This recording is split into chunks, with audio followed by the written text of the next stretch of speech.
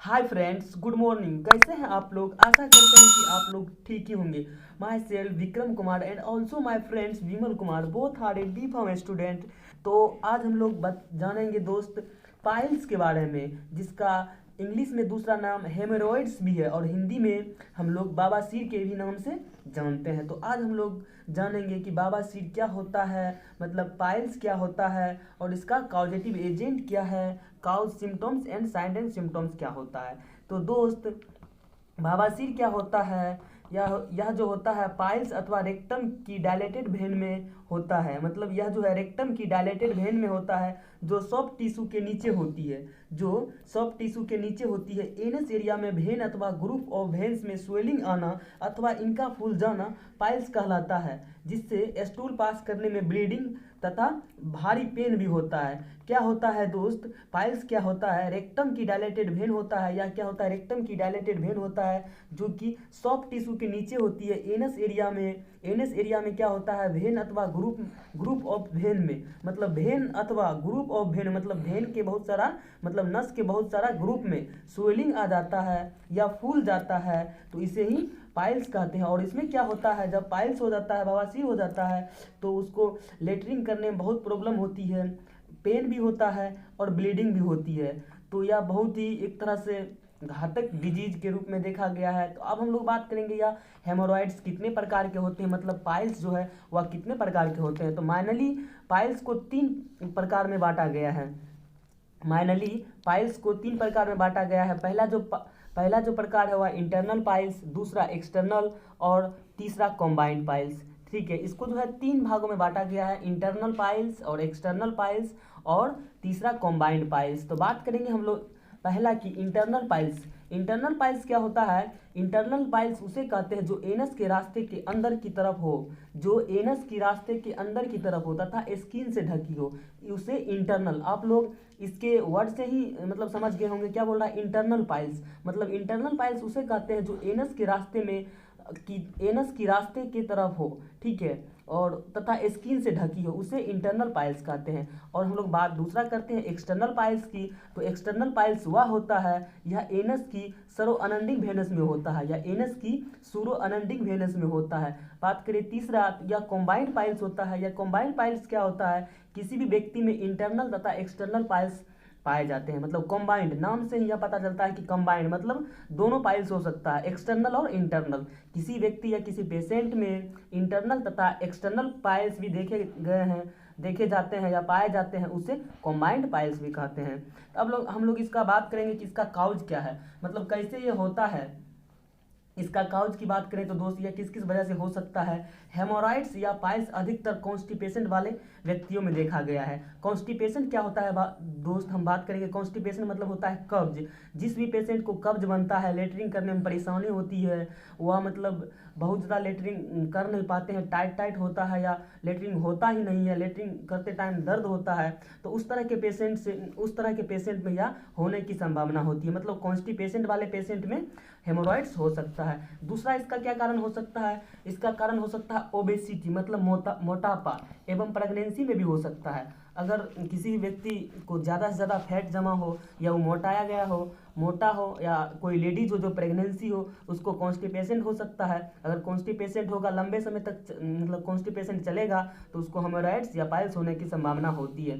बात करेंगे chronic diarrhoea. मतलब क्रोनिक डायरिया क्या होता है? जो डायरिया लंबे समय से चला आ रहा है, जैसे कि 4 मंथ 5 मंथ से लंबे समय से डायरिया चला आ रहा है, मतलब 10 लगातार जा रहा है, 4 महीने 5 महीने से, उसे क्रोनिक डायरिया बोलते हैं। तो वह भी एक कंडीशन हो सकता है। बात करें दूसरी तीसरी, क्या होता है इसकी काउजेज? बहुत ज़्यादा सिटिंग करना, ये भी एक कारण हो सकता है। फ्लूइड कम पीना, मतलब पानी का बहुत कम उपयोग करना। अगर कोई पेशेंट है जो पानी का बहुत कम उपयोग करता है, उसी में ज़्यादा से ज़्यादा कॉन्स्टिपेशन देखने को मिलता है। लो फाइबर डाइट, यह भी एक मेन इंपॉर्टेंट रोल निभाता है। डाइट ही सबसे बड़ी बात होती है किसी भी पेशेंट का हेल्थ मेंटेनेंस करने के लिए। लो फाइबर डाइट, अगर आप फाइबर की मात्रा कम खाएंगे तो मतलब ज़्यादा से ज़्यादा आपको कॉन्स्टिपेशन बनेगी, फिर आपको हेमोरॉइड्स हो सकता है। तो इसलिए अपने खाना में ज़रूर से ज़रूर ज़्यादा रोटी खाएं, फल खाएं, हरी पत्तीदार सब्जी खाएं। मतलब लो फाइबर डाइट को नहीं खाएं, हाई फाइबर डाइट को खाएं, ठीक है। और मतलब छठा एक लास्ट और हो सकता है इसकी काउजेज, मतलब एनाल इंटरकोर्स। तो फ्रेंड्स एनाल इंटरकोर्स से भी यह हो सकता है। ये सब रही इसकी काउज हेमोराइड्स की। तो अब हम लोग बात कर रहे हैं कि इसकी साइन एंड सिम्टम्स की। हेमोराइड के पेशेंट में क्या क्या देखने को हमें मिलता है जब यह हो जाता है किसी भी पेशेंट को, इसका साइन एंड सिम्टम्स क्या है। तो बात करें दोस्त इसकी साइन एंड सिम्टम्स की, तो टिश्यू में प्रेशर के कारण वेन डायलेट होकर मोटा हो जाती है। जब टिश्यू में प्रेशर होता है, जरूर जाहिर सी बात है, आप लेटरिन नहीं होगी, आप प्रेशर कीजिएगा तो वह क्या होता है, वेन डायलेट होकर मोटी हो जाती है। तो और मतलब दूसरा क्या है, पेनलेस ब्लीडिंग। मतलब इसका मतलब जो है पेनलेस, मतलब जब बवासीर होगा तो लेटरिन के दौरान पेनलेस होगा, मतलब जब पेन भी होगा और ब्लीडिंग भी होगा, ठीक है। और दूसरा क्या होगा कि डिस्कम्फर्ट होगा, मतलब बेचैनी पीड़ा रहेगा। और चौथा क्या होगा कि ईचिंग एंड हैवीनेस, ये भी एक इसका साइन एंड सिम्टम्स है। ईचिंग एंड हैवीनेस मतलब खुजली तथा भारीपन, ठीक है। उसके बाद क्या हो सकता है, difficulty in walking and sitting, मतलब उठने बैठने और चलने फिरने में परेशानी हो सकती है इस तरह के पेशेंट को। तो ये सब रही तो इसकी साइन एंड सिम्टम्स, ठीक है। अब बात कर रहे हैं लास्ट में इसका ट्रीटमेंट। कोई भी डॉक्टर इसका ट्रीटमेंट क्या करता है, मतलब क्या पेशेंट को सजेस्ट करता है। तो फर्स्ट ऑफ हम लोग यहाँ पे इसका ट्रीटमेंट की बात करें तो ओमिप्राजोल जो है एक गैस की दवाई है, ठीक है, जिसका कंपोजिशन है ओमिप्राजोल मतलब ओमी 20। इसको जो है एक टाइम ओडी मतलब सुबह खाली पेट दी जानी चाहिए, ताकि गैस ना बने, ना कब्ज रहे, पेशेंट का जो पेट रहे वो बिल्कुल फ्री रहे। दूसरा क्या है, कॉन्स्टिपेशन के लिए, कब्ज के लिए। तो फ्रेंड्स दूसरा हम लोग यहाँ पे बात करने जा रहे हैं कॉन्स्टिपेशन के लिए क्या कौन सी मेडिसिन दी जाएगी, क्योंकि पेशेंट बवासीर का है, मतलब पाइल्स का है, तो जाहिर सी बात है उसको कॉन्स्टिपेशन हुई होगी, लेटरिन करने में प्रॉब्लम हुआ होगा। तो यहाँ पे सिरप लूज आता है जिसका कंपोजिशन है लैक्टुलोज सॉल्यूशन। इसको जो है रात में सोते टाइम 10 से 15 ml एक टाइम रात को लेना चाहिए। तो वैसे पेशेंट को जिसको कब्ज बनती है या बवासीर से ग्रसित है। इसके अलावा उस पेशेंट को जाहिर सी बात है बवासीर हुआ है, मतलब पाइल्स हुआ है, तो लेटरिन करते टाइम ब्लीडिंग का लॉस हुआ होगा, तो कैप्सूल जो है आउटरिन जिसका कंपोजिशन है cyanocobalamin ferrous fumarate and folic acid, इसको जो है एक टाइम ओडी भी लेना चाहिए, दिन में या रात में किसी भी टाइम इसको एक टाइम लेना चाहिए। उसके बाद टैबलेट वेनेक्स 500 mg जिसका कंपोजिशन है डायसोमिन 450 mg तथा हेस्पेरेडीन 50 mg। क्या है इसका कंपोजिशन, टैबलेट वेनेक्स 500 mg का कंपोजिशन है, डायसोमिन 450 mg एंड टैबलेट हेस्पेरिडीन 50 mg। इसकी जो है 2 गोली सुबह दोपहर शाम 3 दिन तक दी जानी चाहिए, तथा इसके बाद 2 गोली सुबह शाम अगले दिन तक, तथा एक गोली अगले 15 दिन तक दी जानी चाहिए। तो इस तरह है रहा इसका ट्रीटमेंट दोस्त।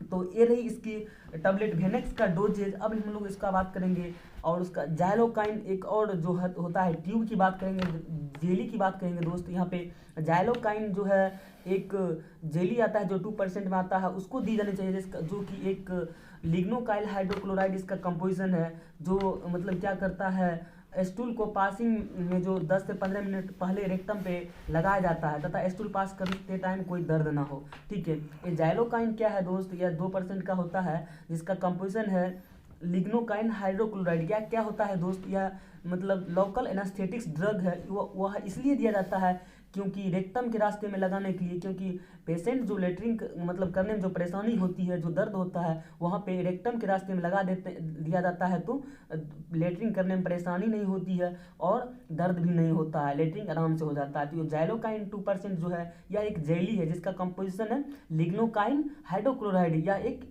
लोकल एनास्थेटिक्स ड्रग भी है। तो ये रही दोस्त इसकी सिंपल सी हेमोराइड्स के बारे में सिंपल सी जानकारी एंड इसका ट्रीटमेंट। तो दोस्त यह वीडियो सिर्फ और सिर्फ मेडिकल स्टूडेंट के नॉलेज पर्पज के लिए बनाया जाता है। कोई भी इस वीडियो को देख करके सेल्फ मेडिकेशन ना करे, नहीं तो आपको खतरा हो सकता है। थैंक यू, धन्यवाद।